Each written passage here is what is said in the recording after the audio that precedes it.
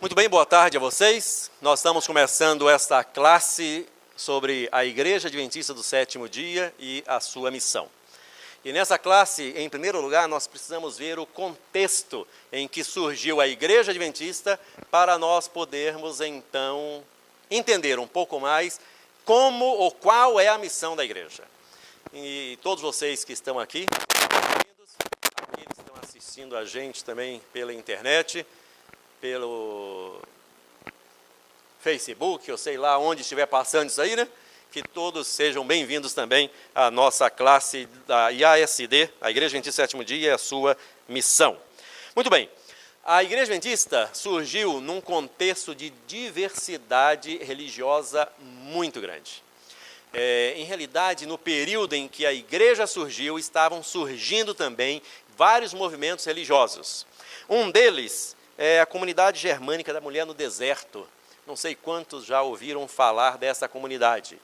Mas não precisa, todos os detalhes, ou tudo que nós falarmos aqui, nós vamos dar, são 5 folhas em Word, digitado todo o conteúdo da matéria, tá certo?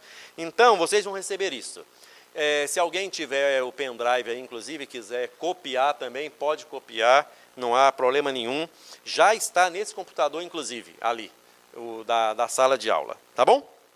Ok. Esse grupo foi estabelecido perto de Filadélfia. E nós temos também os Efrata de Croisten. Esse grupo, eles guardavam o sábado, inclusive. É um detalhe interessante desse grupo. Um outro detalhe é que surgiram grupos como os Ráptes, os separatistas de Zoar, Sociedade de Amana. Eles eram grupos que eram contra a violência, que cuidavam da temperança, alguns deles guardavam o sábado, inclusive.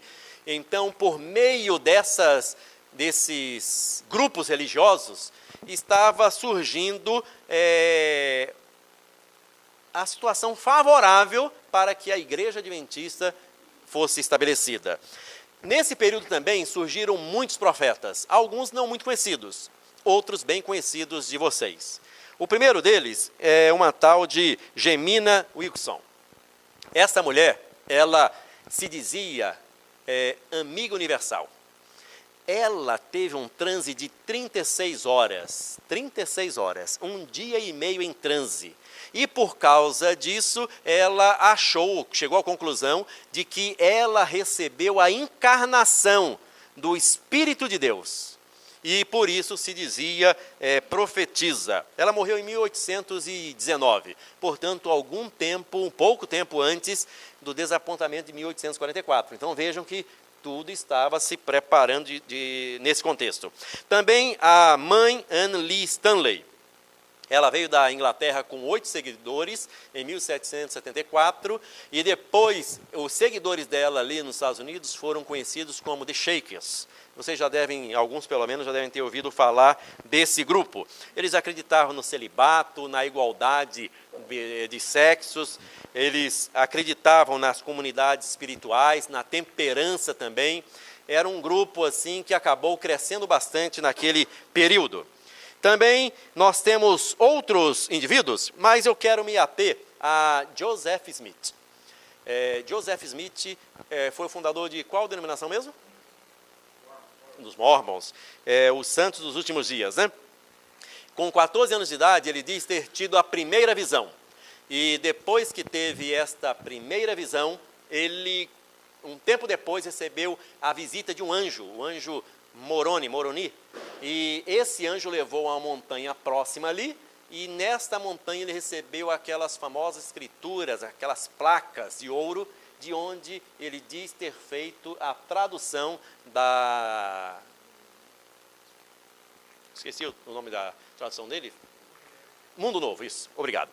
A tradução Mundo Novo das Escrituras. Esse indivíduo era um indivíduo interessante. Ele tinha algumas crenças até parecidas com a Igreja Adventista, por exemplo, batismo de imersão, dízimo, temperança, estabelecimento do reino de Deus na terra, mas ele acreditava na poligamia, era um aspecto totalmente contrário ao que nós acreditamos, e também ele guardava o domingo.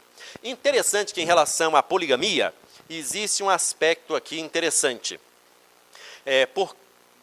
Por causa dos casamentos, ele acabou arrumando desafetos. Inclusive, o governador Ford acabou mandando prender Joseph Smith. Ele e seu irmão Hiram foram presos e os dois acabaram sendo executados num tumulto, numa rebelião que teve na penitenciária, lá na prisão, no dia 27 de junho de 1844. Então vejam, a Igreja Adventista estava para surgir, muitos grupos religiosos estavam surgindo, muitos profetas estavam surgindo, isso até certo ponto estava preparando o caminho para o surgimento da Igreja Adventista e a profetisa que caracteriza a Igreja Adventista, mas por outro aspecto, essas coisas estavam sendo usadas pelo inimigo para quê? Para criar suspeita, um pé atrás por causa do extremismo ou por causa de certas circunstâncias que essas novas denominações, esses profetas estavam ensinando. Então a tentativa de Satanás era trazer descrédito. E Deus estava utilizando tudo isso para que o mundo estivesse preparado para receber a Igreja Adventista. Bom, um outro item que estava no contexto de formação da igreja são as missões. Nós temos um verdadeiro movimento missionário de envio de homens para os campos missionários nesse período, bem nesse período. Em 1793, deu-se o início desse movimento com quem mesmo? O mais famoso deles, lembram-se? William Carey, ok? Foi para a Índia. Camarada fantástico, ele deu início a esse movimento. E aí vieram as sociedades bíblicas, aí veio a Sociedade Missionária de Londres, bíblica e britânica estrangeira, a Sociedade Bíblica Americana, isso em 1804, 1816, depois 1816 surgiu a Sociedade Bíblica Americana, mas, observem, nesse período, 63 sociedades, de 1804 até 1844, 63 sociedades bíblicas surgiram. Isso não diz algo a nós? Deus preparando o terreno para a pregação do Evangelho? Outra coisa, 112 línguas e dialetos diferentes receberam pelo menos partes da tradução da Bíblia.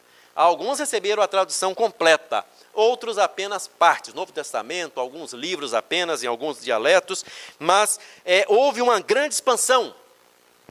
Robert Morrison atuou na China, Adoniran Judson na Índia, Robert Moffat no sul da África, David Livingstone na África, e assim foi essa gama de missionários se espalhando, John Paton nas ilhas do Pacífico. Nós também tivemos o início, nesse período, das escolas dominicais. As escolas dominicais, inicialmente, elas surgiram para treinar, para capacitar as crianças e os jovens. Está funcionando agora? Não está, né? Ok, perfeito. Então deixa isso quieto aí, vamos continuar aqui. Eu sei que é muita informação, vendo a informação ajudaria a decorar, mas como não está funcionando, vamos nos ater aqui aos comentários, depois vocês vão receber isso por escrito, e não vou nem passar tudo que preparei aqui, depois vocês leem com calma, vou apenas fazer um resumo para ir para a parte que interessa, ok? Existe um outro detalhe aqui, ou pelo menos dois, a Revolução Industrial, que afetou ou interferiu no início da história da nossa igreja. Por quê? A Revolução Industrial deu suporte financeiro e tecnológico para que houvesse a expansão do programa de missões no mundo. E a Igreja Adventista se aproveitou de tudo isso quando foi estabelecida, sem dúvida nenhuma. E também os movimentos reformatórios. Surgiu grupos e sociedades de apoio aos cegos, aos presos, aqueles que eram pobres, aos loucos. Toda a classe de pessoas tinha ali, sociedades de temperança, inclusive, aliás, até a igreja fundou algumas dessas sociedades de temperança, sem contar as sociedades missionárias que surgiram, que eu já mencionei aqui, aos montes, né? Muito bem. A pergunta que fica nesse contexto agora é o seguinte. Está aí, os 3 aspectos que influenciaram a igreja. Uma diversidade de grupos religiosos que estavam surgindo, profetas e esse movimento religioso, missionário, perdão. Religioso missionário. Tudo isso afetou, influenciou o desenvolvimento da igreja. Mas eu pergunto, quando a igreja de fato teve início? 1844? Antes disso.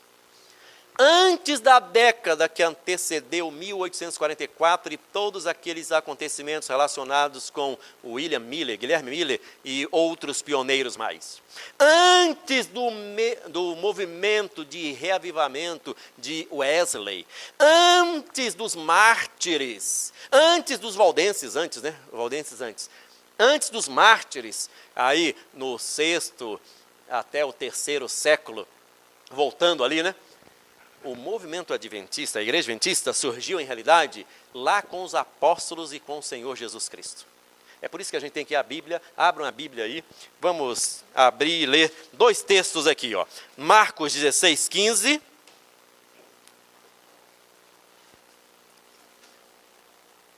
Marcos capítulo 16, verso 15.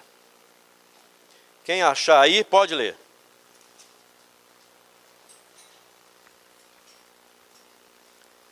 Se não acharam, eu vou ler aqui. Sim.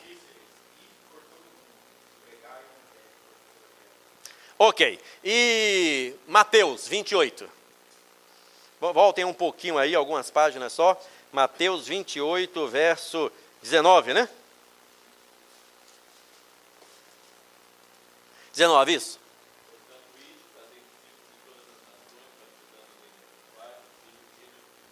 Ok, a grande comissão evangélica que o Senhor nos deixou, qual é então? Ide. Mas esse ide tem 3 dimensões. Tem a dimensão geográfica. Nós temos que ir aonde? Aonde? Todo mundo. A igreja adventista tem essa característica. A nossa pregação é para o mundo inteiro. Muitos evangélicos acreditam que se o indivíduo se converteu nessa religião, e mais nessa, pronto. Nós temos todos esses fazendo parte do reino de Deus, o mundo está sendo evangelizado. É assim que nós acreditamos como igreja? Nós acreditamos que temos que ir ao mundo inteiro. E na dimensão antropológica, nós temos aqui que tem que ir a toda criatura. Toda criatura. Todas as pessoas têm que ouvir essa mensagem. É assim que nós cremos. Nós temos que ir ao mundo inteiro e nós temos que falar para todas as pessoas dessa mensagem de salvação. Mas tem a dimensão eclesiástica também. Nós temos que fazer discípulos. É por isso da ênfase da igreja, principalmente agora nos últimos dias, de tentar por meio de testes e avaliações em relação a dons, tentar formar grupos específicos de afinidade, onde pessoas que têm dons semelhantes atuam de forma semelhante em determinadas áreas, né? É por isso que está surgindo muitos grupos de afinidade. Um dos últimos que surgiu agora, vocês já devem ter ouvido falar, é a AMM, a Associação dos Motociclistas de Maringá, né? Não, de Maringá não. Ministério de Motociclistas Adventistas, mas é de Maringá, a AMM. Aquela mesmo, exatamente. Esse grupo, inclusive, um dos integrantes desse grupo foi batizado hoje, de manhã, na Igreja Central. Nós estamos preparando uma jovem que veio da Bahia, apaixonada por motocicleta também, e ela, nos próximos meses, estará se entregando ao Senhor Jesus também. E interessante que esse grupo, por onde tem passado, tem levado folhetos e tem tido oportunidade de evangelizar as pessoas que estão ali. Inclusive pessoas que pertencem a outros grupos, onde são muito barulhentos e as atividades um pouco complicadas e muito velozes na estrada, querendo fazer parte do nosso grupo. O que mostra que vale a pena investir. Sabe qual é o lema desse grupo? Fazer o que é preciso do jeito que a gente gosta. Então, crie, pense naquilo que você pode fazer por Cristo Jesus e faça alguma coisa. Nós temos que crer, de fato, que nós temos que atingir a pregação do Evangelho em todas as dimensões possíveis, ok? Existem alguns textos que eu vou ler 2 deles só, porque mostrando na tela é mais fácil, não cansa, mas ler aqui para vocês ouvindo é complicado. Mas somente umas pequenas frases. Ó. A igreja, Caminho a Cristo, página 80 e 81. A igreja de Cristo é o agente designado por Deus para a salvação do homem. Sua missão é levar o Evangelho ao... O que vocês acham que está escrito aqui? Ao mundo, isso mesmo.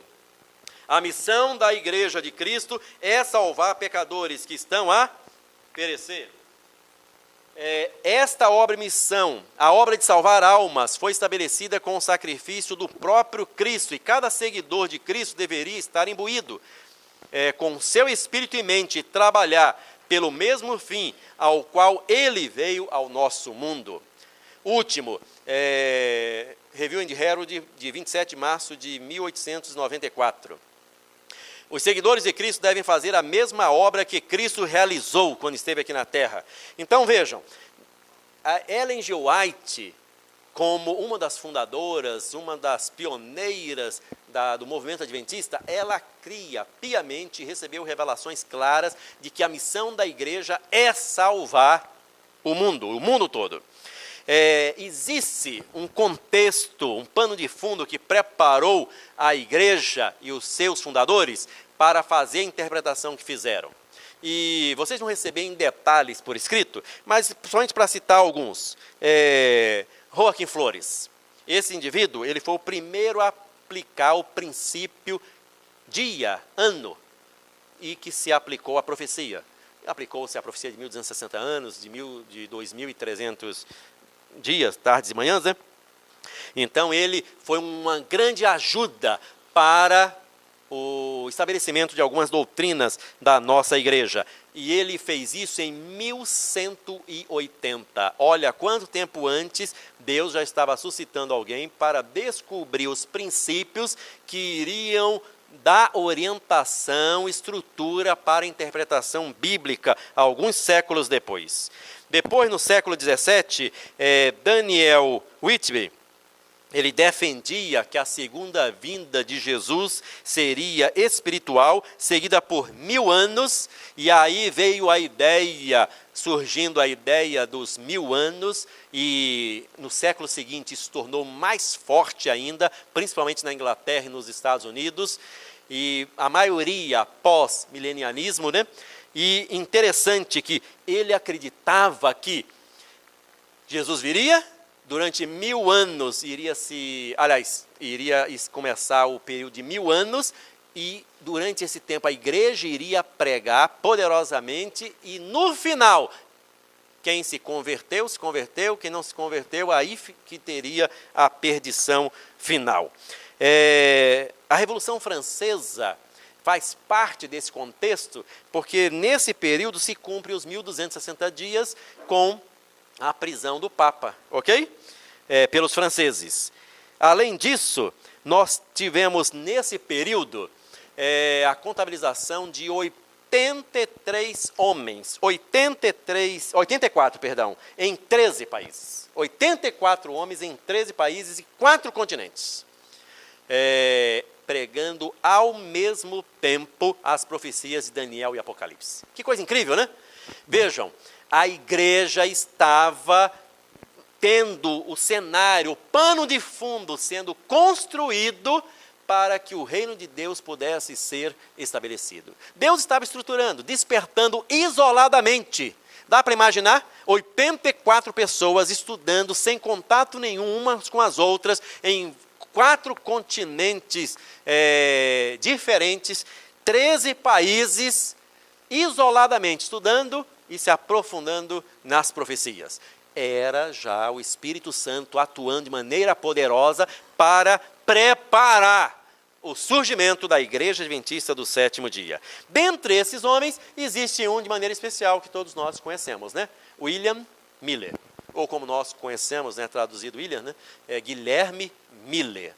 Guilherme Miller, ele foi um camarada fantástico na sua juventude, muito estudioso, mas só que de uma família grande, ele não tinha condições, os seus pais não tinham condições de bancar 16 irmãos. Ele tinha 16. E aí o que ele fazia? Ele emprestava livros dos vizinhos, e quando a família toda ia dormir, sabe o que Miller fazia? Ele voltava lá para onde havia o fogo ali da família e começava a avivar o fogo e acender e soprar e com jeitinho até que o fogo reacendia e ele, à luz do fogo, ele ia lendo esses livros. E algumas noites ele não dormiu um instante sequer, a noite inteira acordado estudando. Olha que vocação, que homem que desde os seus primórdios anos ali já é estudioso. É por isso que chegou às conclusões que chegou. Bom, interessante que ele foi juiz de paz, ele foi xerife também, ele foi tenente da polícia estadual, e depois, quando veio a Segunda Guerra da Independência, ele acabou sendo convocado e se tornou capitão na Segunda Guerra. Ele ficou ali um tempo até que seu pai morre. E quando seu pai morreu, imagine aquela filharada toda em casa. Ele voltou para casa com um arrimo de família para cuidar da sua mãe e dos seus irmãos mais novos. Nesse período, ele havia se criado na igreja batista com a mãe, mas como eu já disse, ele teve um momento em que ficou descrente, teve muitas dúvidas e ficou descrente completamente, mas começou, para agradar a mãe, ele começou a frequentar a igreja batista mais uma vez. E começou a estudar, e começou a pesquisar e ver que algumas coisas pareciam não ser daquele jeito, um estudioso, né? Sabe o que ele fez? Comprou uma concordância bíblica. E ele levou 2 anos estudando, versículo por versículo, de Gênesis até o Apocalipse, e pesquisando cuidadosamente todos os textos que estavam relacionados na concordância bíblica com aqueles temas, com aquele versículo, com aquele capítulo, ele consultou todos. Esse trabalho foi um trabalho de 2 anos. No final desses 2 anos, ele concluiu acerca de várias doutrinas. Ele concluiu que realmente essa história dos judeus terem que voltar para a sua terra, isso aí não tem fundamento bíblico, mas concluiu que o milênio realmente existe e que Jesus viria no início do milênio e que no final do milênio seria a destruição final da terra e várias outras doutrinas ele descobriu. Bom, ao descobrir essas doutrinas, inclusive, lógico, né? Qual foi uma das principais doutrinas que ele descobriu? A volta de Jesus, exatamente. Aí ele começou a estudar e se preparar para pregar sobre essa mensagem. Ele tomou uma decisão, 4 anos. Os 4 anos seguintes agora foi estudando profundamente. Ele imaginava assim, bom, alguém pode fazer uma pergunta ou então apresentar isso como um argumento contrário à doutrina que eu estou defendendo. Aí ele estudava, conversava com outro e tal, descobria que alguns podiam enxergar um outro aspecto lá, e ele estudava, e ele foi preparando-se para enfrentar todo tipo de objeção. No final disso, ficou pronto não sei se posso chamar de livro, né? Mas aquilo que ele acreditava, aquilo em que ele tinha fé, ficou estabelecido em 20 artigos que ele escreveu. E ali ele estava bem documentado, bem embasado biblicamente para enfrentar qualquer pessoa. Por incrível que pareça, sabe o que ele fez? Depois desses 2 anos, mais 4 anos de estudo profundo, cruzou os braços e não fez nada durante 9 anos. Até o ano de 1831, não fez nada, absolutamente. Até que no dia 14 de agosto de 1831, numa cozinha ali, de um dos seus vizinhos ali, começou a pregar o evangelho e nunca mais parou de pregar até o dia da sua morte. Lógico, ele sofreu muito com a decepção, foi um processo difícil, mas um tremendo de um pregador. um pregador fantástico, que dominava o conteúdo da matéria, o assunto da volta de Jesus e as doutrinas que ele acreditava de maneira muito poderosa. Sabe, foi esse o contexto em que surgiu a Igreja Adventista do Sétimo Dia. A Igreja Adventista na América do Sul teve uma linda história também. Eu penso até, aliás, me ajudem aqui a controlar o tempo, não estou vendo nenhum relógio por aqui. Eu tenho até que horas aqui para falar, hein? Alguém tem ideia? Eu tenho mais 5 minutos? Você tem certeza? Bom, então tem mais 5 minutos. Então, não vou falar nada da América do Sul aqui, vocês conhecem a história da América do Sul em partes aí, principalmente Gaspar Alto, o surgimento da igreja ali, né? Gaspar Alto, exato, em Santa Catarina. Então, conhece a história, né? O camarada Bruchard, né? Que se tornou fugitivo, foi para o navio e chegou lá, encontrou missionários e deu endereço. Aí o seu padrasto recebeu as correspondências, mas ele não tinha encomendado nada e foi aquela confusão ali na venda onde chegou. E a parte dessas revistas se viram até para embrulhar as coisas e de repente alguém recebeu isso aí, começou a ler, começou a receber o material e começou a bancar esse material. E a história é linda, compensa depois, vocês vão receber isso por escrito, tá bom? Bom, em tudo isso, tanto nos Estados Unidos como aqui, nós vemos o desenvolvimento da igreja de maneira maravilhosa, mas sempre com que objetivo? Crescer e expandir-se, ir ao mundo inteiro.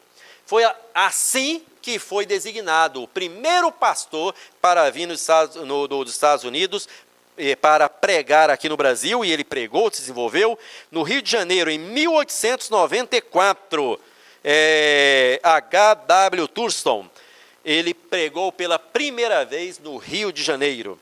Em 1895, pastor Westphal, Santa Catarina e Paraná, seu campo de atuação. Frederic Spy, 1896, estabeleceu-se no Rio de Janeiro e também pregava em São Paulo e Espírito Santo.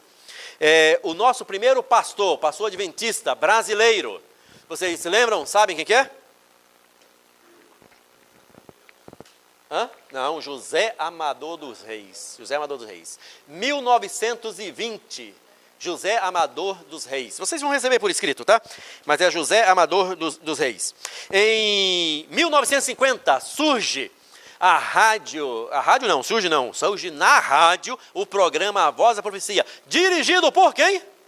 Roberto Rabelo, grande pioneiro, um homem fantástico, né? Bom, em novembro de 1962, surge o programa Fé para Hoje. No ano seguinte, no Rio de Janeiro, 63, em São Paulo, pelo pastor Alcides Campo Longo. E no Rio de Janeiro, pelo pastor Sérgio Cavalieri Filho. Aliás, o meu nome veio de um dos filhos dele, né? O filho mais novo dele deu origem ao meu nome. E o filho mais velho dele deu origem ao meu irmão do meio. Meus pais o conheceram num evangelismo que ele fez lá no Nordeste. Bom, a igreja foi desenvolvendo e eu quero terminar relembrando para vocês os últimos temas da Conferência Geral. Olha só como é que a igreja viu, a cada 5 anos a igreja se reúne. Em 1975, a igreja se reuniu e estabeleceu o seguinte tema: agora é o tempo. Quando isso? 1975, a igreja estava pregando e anunciando, agora é o tempo. O tempo para quê? Passaram mais 5 anos. E aí o lema foi, por seu Espírito. Interessante que quando eles estabeleceram esse tema, por seu Espírito, também foi estabelecido um desafio para a igreja. Quantos estão lembrados aqui dos 1000 dias de colheita? Eu fiz parte desse período. Eu estava na faculdade de teologia, lá no IAE, agora o NASP, né? Campo São Paulo. E olha, foi um movimento incrível, maravilhoso. Depois, como resultado da igreja ter alcançado a sua meta nesses 1000 dias, foi estabelecido Colheita 90, um outro projeto incrível. E em 90 o lema era, nós o veremos. Veja que a igreja estava insistindo com a ideia de que logo iria ver o Senhor Jesus. Depois, em 95, unidos em Cristo. Depois, em 2000, quase no lar. Observem, quase no lar, que coisa fantástica. E aí?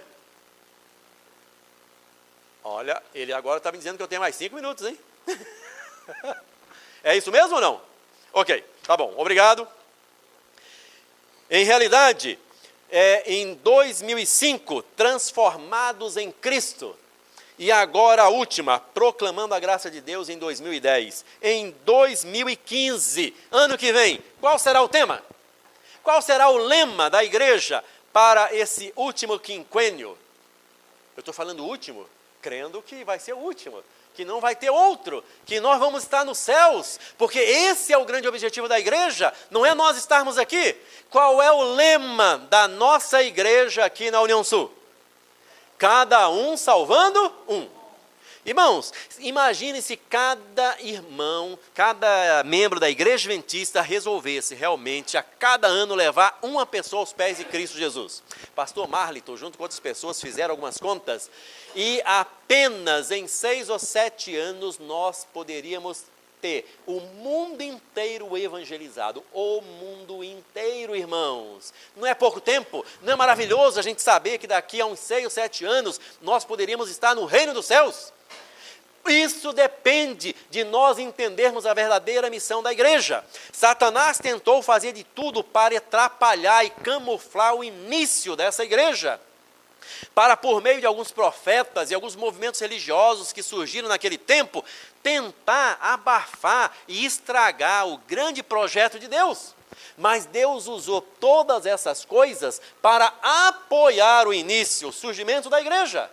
Deus usou toda essa tecnologia que surgiu com a Revolução Industrial e todos os recursos que esse monte de profetas acabou estudando. Alguns acertaram em alguma coisa, outros erraram em outras, mas a igreja foi pensando aquilo que eles estudaram, que gastaram horas e horas estudando, e foi concluindo que realmente essa doutrina, e mais essa, e mais aquela, esse ensinamento, essa verdade, estão corretas, e fomos estruturando a base do que é a Igreja Adventista do Sétimo Dia hoje. E ela é uma igreja estática, irmão, é dinâmica, perdão. Era uma igreja que, por exemplo, alguns anos atrás, o que a igreja definiu? Uma doutrina. Eram 27 doutrinas, não eram? Hoje quantas são? 28. Por quê? E se precisar surgir a 19ª doutrina, a igreja vai poder estabelecer isso? Vai, porque ela não é estática, ela é dinâmica. Ela é uma igreja que ela está vivendo no momento certo, na hora certa, para uma missão específica, que é levar o evangelho a todo mundo. Por todo mundo, a toda criatura, e todos sendo verdadeiros discípulos. É por isso que essa classe está sendo estabelecida. Imagine, eu não sei exatamente quantos, mas talvez sejam aí entre 150 a 200 irmãos que estão vindo aqui a cada domingo, e esse sábado também estão aqui constantemente para crescer, para se aprimorar, para se desenvolver, para se tornar melhores discípulos, para inclusive formar melhores discípulos daqui para frente. Essa é a igreja que Jesus está preparando para muito em breve a gente estar no reino dos céus. Amém? Que Deus possa me abençoar e abençoar você também. E que nós possamos entender a grande missão da igreja, que é simples e exclusivamente salvar almas, salvar vidas e conduzir todas ao reino dos céus. Que Deus abençoe muito a todos vocês. Obrigado.